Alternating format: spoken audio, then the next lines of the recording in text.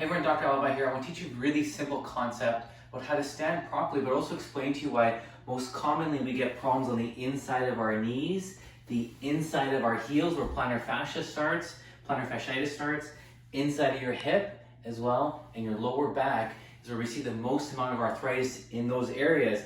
And that's because what's happening is our foot is dropping in from here. You can see how my arch is dropping.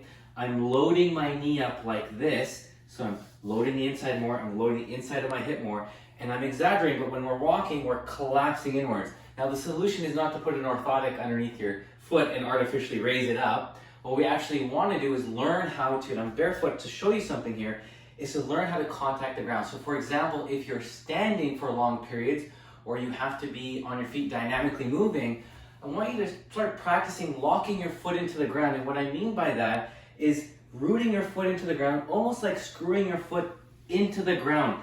Just like this, in this outward rotation motion, and the knee's not coming in, the knee's driving outwards. I'm not over-exaggerating it. I'm finding that point where I'm driving my knee outwards, and what happens is we get this spiraling effect where your glute turns on through here, and I'm gonna stand up tall, and I'm gonna tuck my hip in. I'm not gonna let my hip dump out, my hip's gonna come in, right through there.